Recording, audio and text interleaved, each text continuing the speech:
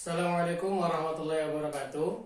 Kawan-kawan semua, kesempatan kali ini kita membahas 3 tema. Yang pertama kita akan membahas apa itu neraca pembayaran, kemudian arus modal asing, dan apabila neraca pembayaran dan arus modal asing itu tidak begitu baik, maka akan menghasilkan utang luar negeri. Baik, pertama kita akan membahas yang dinamakan dengan neraca pembayaran. Neraca pembayaran ini hanya sebatas ringkasan transaksi pembelian ataupun penjualan barang ataupun jasa. Kalau umpamanya secara internasional, berarti kalau dikatakan penjualan itu, perdagangan itu, trade itu adalah ekspor dan impor.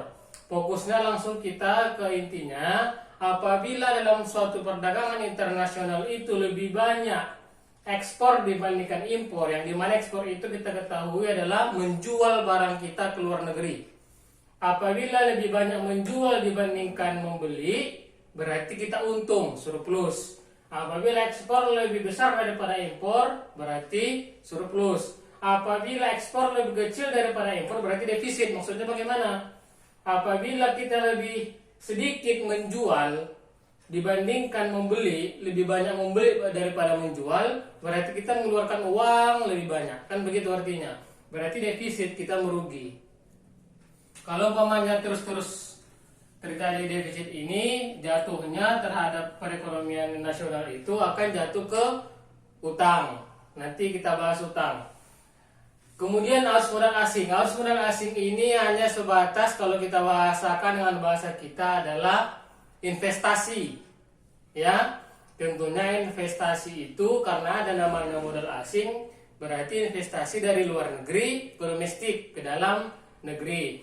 Dalam investasi ini ada dibagi 2. Yang pertama disebutkan capital inflow dan capital outflow. Capital inflow ini lebih penting dan karena dibagi 2 lagi. Capital inflow ini yang pertama adalah investasi luar negeri. Dan investasi luar negeri ini pun dibagi 2 lagi, dikatakan investasi langsung dan investasi portofolio. Baik, yang dikatakan investasi langsung dari investasi luar negeri ini adalah contohnya membangun gedung atau pabrik. Itu dikategorikan sebagai investasi langsung. Berikutnya adalah investasi portofolio. Investasi portofolio itu adalah investasi yang datang dari luar negeri yang jatuhnya kepada saham ataupun obligasi. Apabila investasi ini masih banyak lagi jenis-jenis investasi luar negeri yang ada di domestik dalam negeri, apabila tidak baik investasi, tidak baik neraca pembayaran, berarti supaya perekonomian nasional itu dan tidak terganggu kepada pertumbuhan ekonomi secara nasional, maka mau tidak mau seperti yang dikatakan pemerintah kita sekarang itu, jatuhnya adalah kita membutuhkan bantuan dana dari luar negeri yang disebutkan dengan utang luar negeri. Utang luar negeri ini, kalau utang ini konsepnya adalah kewajiban. Kalau kewajiban itu berarti wajib ditunaikan, wajib dibayar. Tentunya secara konvensional yang kita ketahui, apabila kita ingin berutang, apabila orang ingin memberikan piutang kepada kita, tentunya kita itu harus memberikan jaminan. Umpamanya kalau ke bank secara konvensional, kalau kita ingin meminjam uang ke bank, berarti umpamanya kita beri jaminan sertifikat rumah, kan begitu. Kalau seumpamanya secara negara, kalau umpamanya Indonesia meminjam uang ke Cina misalkan, kan begitu, berarti Indonesia itu mesti memberikan jaminan. Contohnya memberikan jaminan BUMN, apakah Pertamina, apakah PLN atau yang lainnya.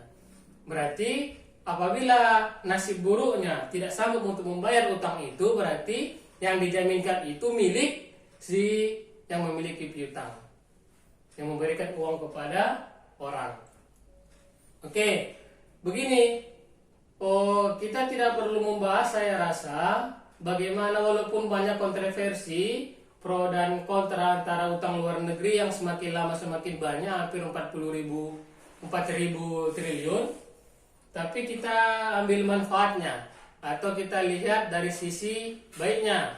Walaupun secara akademis seharusnya kita harus berpikir secara kritis. Karena tentang utang ini, yang paling kritis itu yang kita takutkan itu adalah apabila kita tidak mampu untuk membayar, berarti yang kita jaminkan itu akan diambil oleh pemilik uang. Tapi dari sisi pemerintahnya kita dengarkan, keuntungan kita berutang walaupun begitu banyak utang kita, apabila utang dikurangi, artinya kenapa Indonesia memiliki utang, kenapa negara kita memiliki utang, itu karena uang yang ada itu tidak cukup untuk membiayai perekonomian dan melayani masyarakat. Apabila tidak dilakukan itu atau dikurangi, tidak dilakukan atau apabila dikatakan tidak dilakukan seperti tidak mungkin, atau dikurangi jumlahnya, akan berefek tidak? Berefek. Berarti apabila uang itu terlalu cukup atau kurang, berarti belanja untuk pemerintah, kebutuhan pemerintah itu akan dikurangi. Kan begitu. Apabila belanja dikurangi, secara otomatis pelayanan kepada masyarakat akan menurun, akan berkurang. Berarti tidak ada lagi namanya seperti subsidi. Nah, begitulah. Itulah yang paling marak di zaman sekarang ini.